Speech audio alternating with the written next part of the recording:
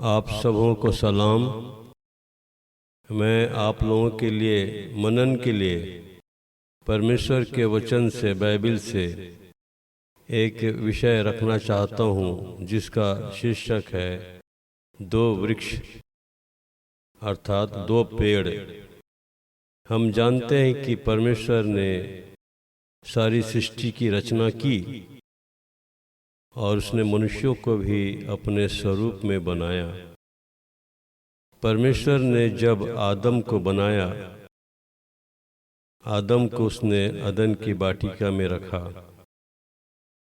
पूर्व में परमेश्वर ने अदन की वाटिका लगाई, जिसमें अनेक प्रकार के पेड़ पौधे थे। खाने के लिए अनेक प्रकार के फलदायी वृक्ष उस अदन की बारी में थे। परंतु परमेश्वर ने उस अदन की वाटिका में बीच में दो विशेष पेड़ परमेश्वर ने लगाया। पहला जीवन का वृक्ष और दूसरा भले बुरे के ज्ञान का वृक्ष। और परमेश्वर ने आदम को कहा कि तू वाटिका के सब वृक्षों का फल बिना खटके खा सकता है, पर भले या बुरे के ज्ञान का जो वृक्ष है उसका फल तू कभी न खाना, क्योंकि जिस दिन तू उसका फल खाएगा उसी दिन अवश्य मर जाएगा। और जब परमेश्वर ने आदम को ये आज्ञा दी, उस फल को खाने के लिए मना किया, हवा उस समय नहीं बनाई गई थी। बाद में परमेश्वर ने हवा को बनाया। उत्पत्ति 3 अध्याय में हम इस बात को देखते हैं कि सब बनेले पशुओं में से सर्प धूर्त था। शैतान उस सांप के द्वारा हवा को बहकाया। शैतान जानता था कि इस वाटिका में परमेश्वर ने आदम और हवा को उसने रखा है। शैतान आदम के पास नहीं गया, परंतु हवा के पास गया और हवा को उसने बहकाया। हम इस बात को जानते हैं, क्योंकि लिखा है कि जब स्त्री ने देखा, हवा ने देखा कि उस वृक्ष का फल खाने के लिए अच्छा और देखने में मनभाऊ और बुद्धि देने के लिए चाहने योग्य भी है, तब उसने उसमें से तोड़कर खाया और अपने पति को भी दिया और उसने भी खाया। और तब उन दोनों की आंखें खुल गईं और उनको मालूम हुआ कि वे नंगे हैं। इसलिए उन्होंने अंजीर के पत्ते जोड़ जोड़ कर लंगोट बना लिए, अपने नंगापन को छिपाने के लिए। इस घटना में हम इस बात को देखते हैं कि शैतान अदन की वाटिका में जा सकता था। परमेश्वर ने उसे अदन की वाटिका में जाने से उसने नहीं रोका और वहां जा करके उसने हवा को बहकाया। हम जानते हैं कि परमेश्वर के वचन में अय्यूब के बारे में, अय्यूब के जीवन में परमेश्वर ने चारों ओर बाड़ा बांध दिया था, जिसके कारण से शैतान अय्यूब के जीवन में उस बाड़े के अंदर में वो नहीं जा सकता था। परंतु यहाँ पर हम इस बात को देखते हैं कि अदन की वाटिका में शैतान कभी भी जा सकता था।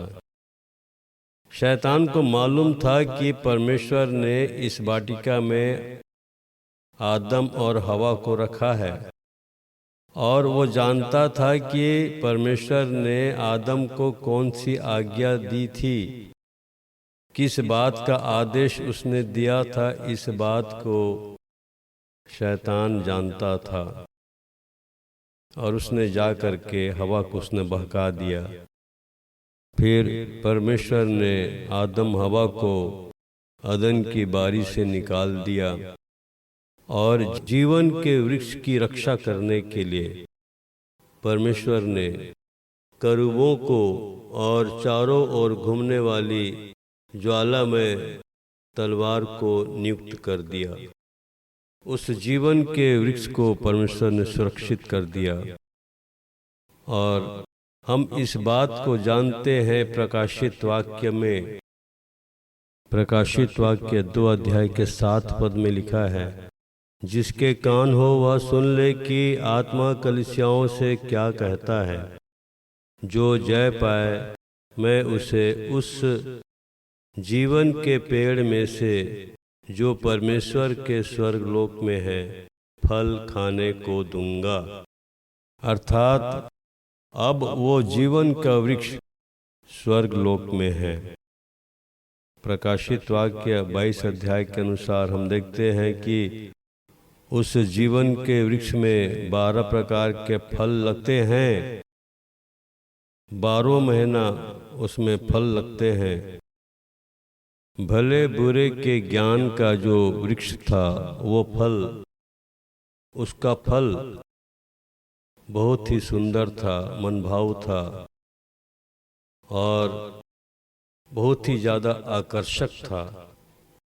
लेकिन हम इस बात को यहाँ पर हम देखते हैं कि जो जीवन का वृक्ष का जो फल था या जीवन का वृक्ष था वो बहुत सुंदर नहीं था।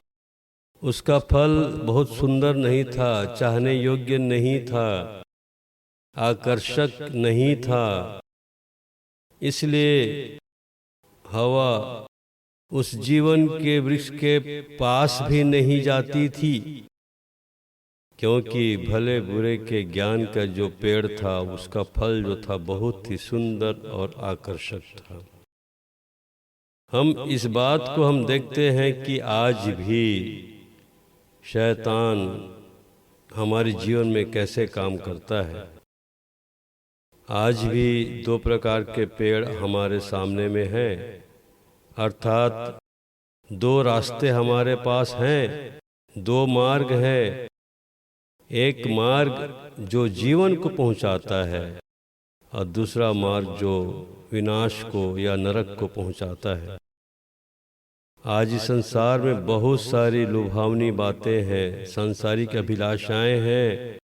हमारे बच्चों के सामने, जवानों के सामने अनेक प्रकार की बहुत ही सुंदर लुभावनी अभिलाषाएं हैं, जिसके द्वारा से हमारे बच्चे, जवान, बड़े लोग भी उसमें फंस जाते हैं, पाप बुराई में फंस जाते हैं और अपना जीवन को बर्बाद करते हैं। नरक की ओर जा रहे हैं बहुत सारे लोग। लेकिन जो जीवन का वृक्ष है, उसका पेड़, वो फल, वो सुंदर नहीं है, वो आकर्षक नहीं है। परमेश्वर के वचन में लिखा हुआ है, नीति वचन 15 अध्याय का 4 पद, शांति देने वाली बात जीवन वृक्ष है। शांति देने वाली बात जीवन वृक्ष है। शांति देने वाली बात परमेश्वर का वचन है, ये बाइबिल है, जिसको यदि हम सुनते हैं, पढ़ते हैं, ध्यान मनन करते हैं, तो इससे हमारे जीवन में शांति मिलती है, क्योंकि वो जीवन का वृक्ष यही बाइबिल है। और जब हम इस पर ध्यान मनन करते हैं, हमारा जीवन परिवर्तन होता है और हम एक नए मनुष्यत्व को प्राप्त करते हैं इस बाइबिल के द्वारा से और पवित्र आत्मा की सहायता से। जब हम यीशु मसीह में नई सृष्टि को हम प्राप्त करते हैं, तब हम उस जीवन के वृक्ष का फल जो स्वर्ग लोक में है, उस पेड़ के फल को हम खाने के योग्य बन सकते हैं। क्योंकि वचन में लिखा है, यदि कोई मसीह यीशु में है तो वो नई सृष्टि है। हमको यीशु मसीह में नई सृष्टि हमको बनना पड़ेगा।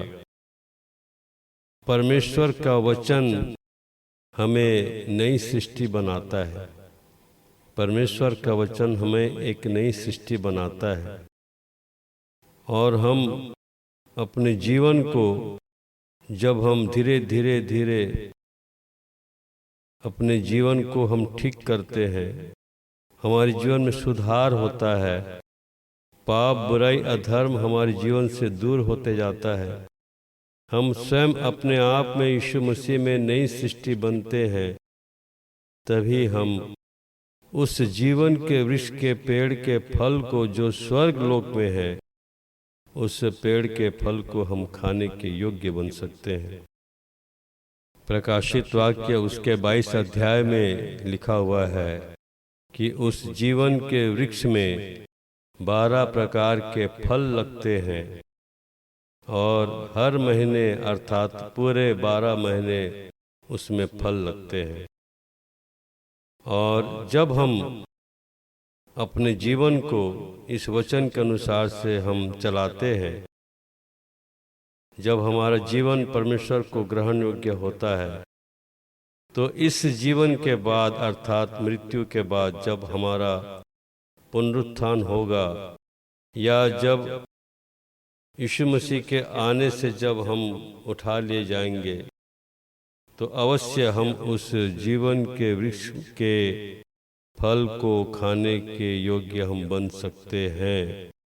इसलिए इन सब बातों में परमेश्वर हमें आशीष दे, हम अपने जीवन को हम सुधारें, ठीक करें और अपने बच्चों को, अपने जवानों को हम अच्छी शिक्षा दें। संसार की मोह माया अभिलाषाओं से हमको बचना है।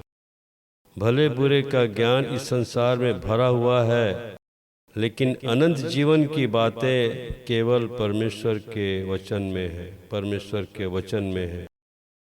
इसलिए हम प्रतिदिन परमेश्वर के वचन पर ध्यान करें, मनन करें, पवित्र आत्मा को मांगे परमेश्वर से वचन को समझने के लिए, सीखने के लिए, और पवित्र आत्मा की सहायता से हम उस अनंत जीवन को हम प्राप्त कर सकते हैं और उस जीवन वृक्ष के पेड़ के फल को हम खाने के योग्य बन सकते हैं। इन सब बातों में परमेश्वर हमें आशीष दे। आप सबों को सलाम सलाम सलाम।